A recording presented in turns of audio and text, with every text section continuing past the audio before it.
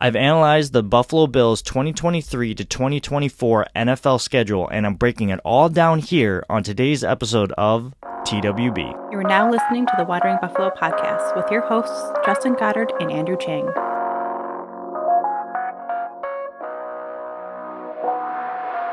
Welcome in, everybody, and thank you for joining me on another episode of the Wandering Buffalo podcast, a show here on the Buffalo Fanbase Network.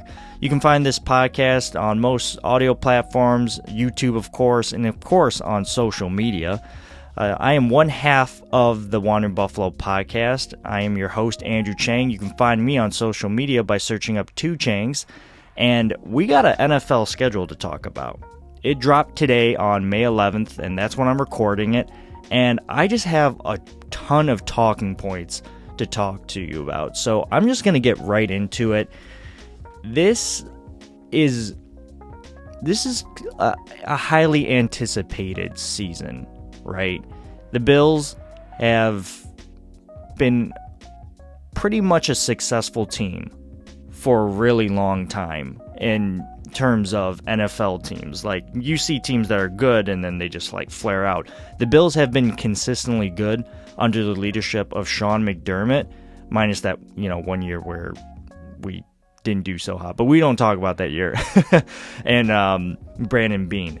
But this upcoming season, it's like I need to see a step forward from this team. I want them to take that leap. And this NFL schedule is pretty much like the roadmap of how the Bills can do that, at least for me, from my perspective. So I'm just going to get into some talking points here, and I'm going to talk about the time categories of this game. So what do I mean by that? I'm talking about primetime games. I'm talking about the 4:30 games and 1 p.m. games and, games that we don't really know about. So right now the Bills are scheduled to have 7 primetime games. 6 of those are slotted at the 8 p.m. time slot, which I'm very happy about. One of them is at 9:30 a.m. on NFL Network. I'm not too thrilled about that because I like to, not wake up super early to, get ready for a Bills game, let alone it be on a network that I don't have. So I will have to watch that in a very legal way. And I hope you are too. You can't see, but I'm like winking and giving air quotes. You know what you got to do. Let's talk about those primetime games. So right off the bat, week 1, not a surprise, but because the Bills already announced this and the NFL announced this a couple days ago. Or I guess by the time you're listening to this, if it's on Monday, they would have announced it on last Wednesday. But the Bills are at the New York Jets for Monday Night Football. Aaron Rodgers, MetLife Stadium. That team has got a competent quarterback. It's going to be a tough one. The second primetime game, and I'm going to use air quotes here and a big asterisk, is the fact that the Jags are at the Buffalo Bills, but we're actually going to be in London. So it's labeled a home game, but we're really away. And another thing to really think about is the fact that the Jags are going to be there a week before to play the Falcons. So they'll be more acclimated to it, and they're more accustomed to going to the London games because they've been doing it since, I don't even want to know. It basically feels like forever. The next primetime game is actually the week after that, week 6. The New York Giants, Brian Daboll, coming back to Orchard Park for Sunday Night Football. That's a big game, and I fully anticipate that they are going to do everything in their power to rattle Josh Allen. And you know what? Before I get too far into this, I'm going to try to not overanalyze each one of these games. But that's what I really want to do. And I know if you're a fan like me, you're excited and you're thinking about, do the Bills have a chance here? What about this team? What about that team? And if we do that, we'll be here all day. So I'm going to try to expedite this pod and just make it nice and concise for you. So the next big game after that, the primetime game, is Week 8, Tampa Bay Buccaneers at the Buffalo Bills, and I believe that's a Thursday night football game. Pretty excited about that. After that, we are going back to Cincinnati to play the Bengals on Sunday Night Football. We all know what happened the last time the Bills played the Bengals, so I'm sure they'll be a little bit more motivated to, I guess, avenge their season, or their most recent season, and how they exited the playoffs, because that was not great, and us Bills fans really weren't expecting that. After that, the Denver Broncos are at the Buffalo Bills for Monday Night Football in Week 10. Los Angeles Chargers, we have a Saturday night game against them at Week 17. And then Week 18, I guess you can call this prime time, but it's more like I'm not entirely sure.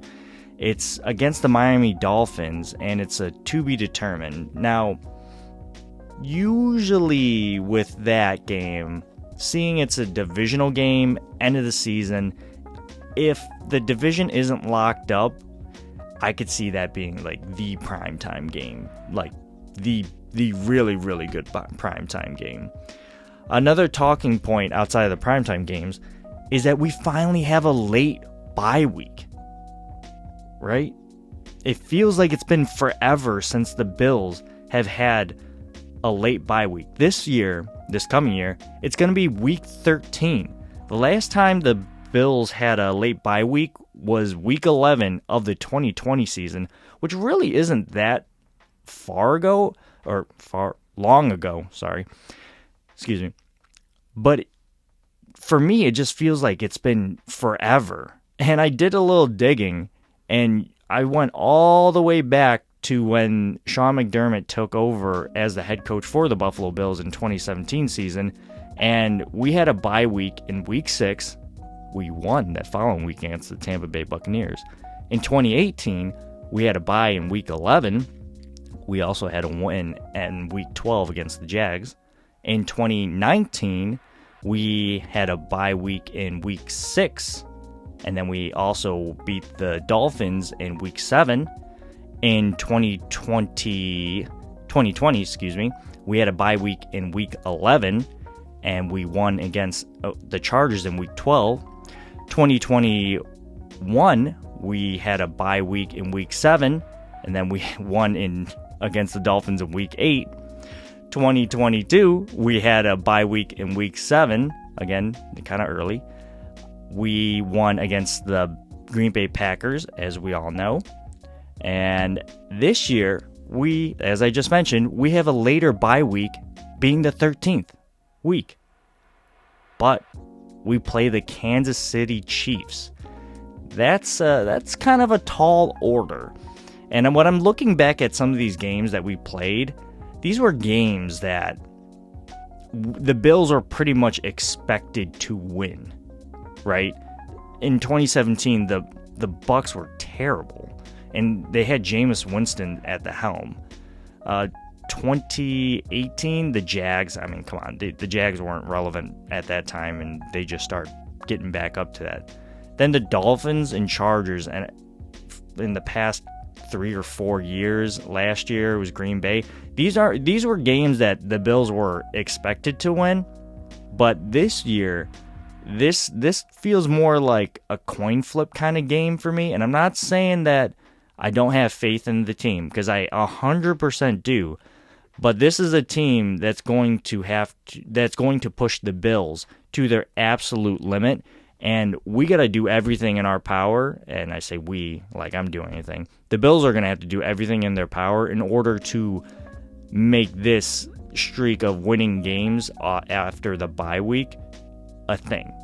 Okay, let's move on with other topics here. But before we get into that, we're going to take a quick break. Stick around. We'll be right back. Hey, this is Dick DeGroat, Bill's dad. Now back to the show. Welcome back in, everybody, and thanks for joining me on the Wandering Buffalo podcast. As I mentioned before, you can find this show on the Buffalo Fanbase Network. We also have a website, so please go check that out. We got some amazing merch, like blogs, all the good stuff. But let's get back into today's episode, and we're talking about the NFL schedule. I'm going to talk about the games that we have a rest advantage, disadvantage, and games that aren't really applicable.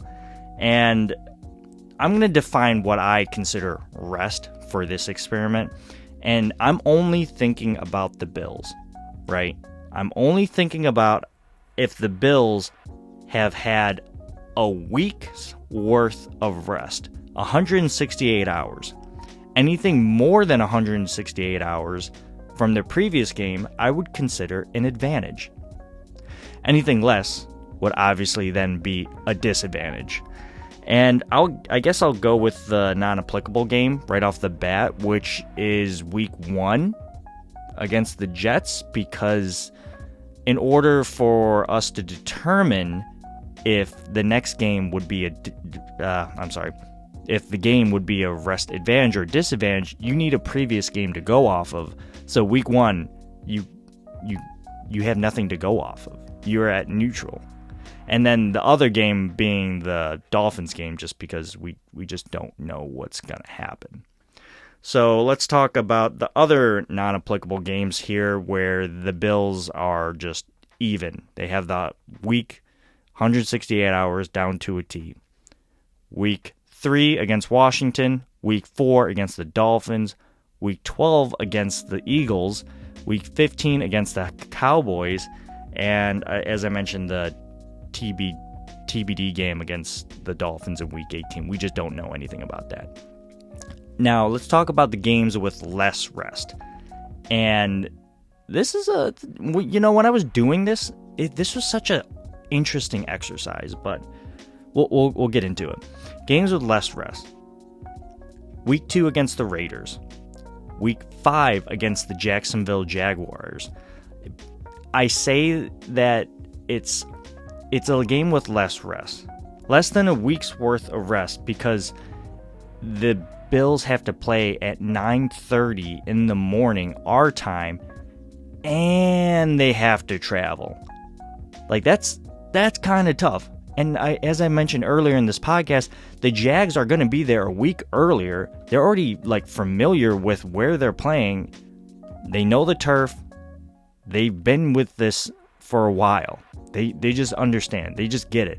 The Bills haven't been there since they played the Jags, and I'm pretty sure E.J. Manuel was our quarterback. So let's bring that way back, way back. Okay, games with less rest. Continuing, we got week 7 against the Patriots, week 8 against the Bucks, week 11 against the Jets, and then week 16 against the Chargers. Now let's talk about the games where we have extra rest. Week 6 against the Giants, week 9 against the Bengals, week 10 against the Broncos, week 14 against the Chiefs, and week 17 against the Patriots. So that was pretty much the NFL schedule, and breaking it down in how we have more rest, how it doesn't really matter. We break even, and then how we and how we don't have as much rest. But it all comes down to this. What do we like and what don't we like? I'm going to tell you what I don't like about this NFL schedule right now, and it's a hard one. And that's such a weak thing to say personally. The Bills have the 7th hardest schedule, rank of opponent, with a win average of 0.542. So I'm not a huge fan of that, but that's what you're going to get. If you want to be the best, you have to play the best. I also don't really like how the Bills have an inconsistent schedule, but that's one of the perks of being a premier NFL team. I also don't like how the Bills have, at least right now, more games with a rest disadvantage than an advantage. We don't know how that Dolphins game is going to turn out, so who knows? Who actually knows? I don't like the games before and after the bye, which is kind of weird to say, but I'll explain it right here. From week 8 to week 13, which week 13 we'll have the bye. You have 2 games where we're going to have a rest disadvantage. Now, you'll also have 2 games where you have a rest advantage, and 1 game that doesn't really matter in week 12, which is against the Eagles, right before the bye. And then coming out of the bye, you have a gauntlet of teams to go through, okay? And 2 of them are divisional opponents, 4 of them are conference opponents, and only 1 of them is an NFC opponent. So you really can't drop the ball. And if you are going to drop the ball to any of these teams, it's going to have to be the Cowboys. You're playing the Chiefs, again the Cowboys, Chargers, Dolphins, and then the Patriots. That's a tall task. Another thing I don't really like about this schedule, and it's not really the schedule, I guess it's just who we're playing, is the fact that the Bills' divisional opponents are going to be way more competitive than they have ever been before. And I like not having to worry about divisional games, but they've earned my respect, at least. And even last season, and even the season before that, I could see them getting better through the draft. I was like, oh God, they're actually doing things that make sense. Except for Bill Belichick, who's threw a ton of money at these weird tight ends and gave ridiculous contracts out. And you can see them kind of taking a step kind of back, but now they're moving forward and they're going to have a ton of cap space moving forward in the future. But regardless, the competition level within our division has gone significantly higher. And I hate saying this, but is it too conservative to say that you'll think that we'll split divisional games? Is that a fair thing to do? I don't know. I don't think that's wrong. We split with every other divisional opponent except for the Patriots, and they only got better. All the divisional opponents got better. So I think that's probably a safe bet. Jets got Aaron Rodgers. Dolphins got Vic Fangio, Jalen Ramsey. And then the Patriots have got an actual offensive coordinator and not Matt Patricia doing it. So I think that they should be a little better. Things I like about this NFL schedule, that we have 5 1 p.m. times. I call me real old-fashioned, but I really generally, personally, love the 1 p.m. time slot. And I get it. Maybe I'm getting old, and it seems a little lame. Oh man, you don't like that? Well, I do like the 1 p.m. times. And this might sound hypocritical, but I also really like primetime games too. As so long as they're not on Thanksgiving. And I am very okay planting my flag in there. I hate the Thanksgiving games. I love Thanksgiving. It's one of my favorite holidays of all time. And I don't like stressing out about my favorite football team on the day that I'm supposed to be thankful for everything. You know how stressed out I was last season when I was trying to cook this turkey when the Bills were playing the the Lions? I'm sitting there basting this turkey, getting angry, just come on, Josh, come on, do something. And then, obviously we won and I was very excited, but that was a very stressful time to cook a turkey and watch a football game. So I am not a fan of Thanksgiving games. No, thank you. And you can take that back. I think the only other time that the Bills play kind of near a holiday, if I'm not mistaken, is New Year's Eve.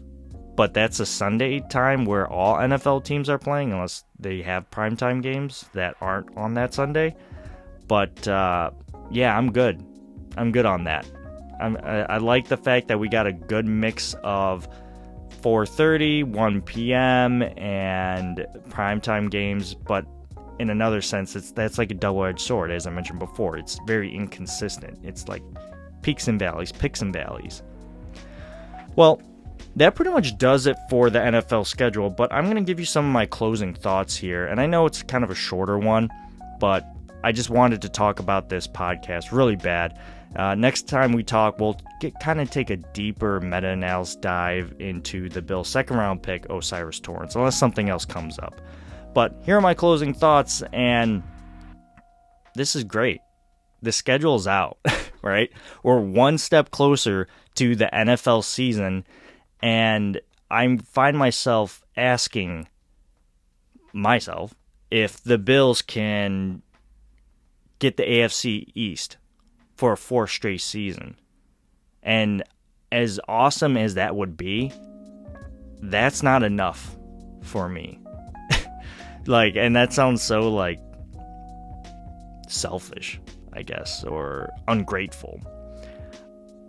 I want this team to get the job done, and I know that they can get it done. I think last season was an anomaly when it comes to all the things that have happened from on the field, off the field, but all that stuff's in the past, and it's a new season. It's a fresh start. We got a full tank of gas. I hope that the Bills can keep that going and not run out of gas like we did against the Bengals, and I know they can. We've all seen it. We've all seen this team do great things, and I'm just waiting for it, man. And I know that they can do it. And that just gets me so excited. It really does. But we don't know how it's going to go. So we just got to just sit back, relax, and take it 1 week at a time. Jump through a table, eat some chicken wings, just what Bills Mafia does. So on that note, thanks for sticking around on another episode of the Wandering Buffalo podcast. Again, you can find this podcast on most social media and podcasting platforms, and of course on YouTube by searching up the Wandering Buffalo podcast. You can find me on social media by searching up Two Changs. Don't forget that we do have other amazing shows on the Buffalo Fan Base Network, so check them out. Check out the website, and most importantly, go Bills.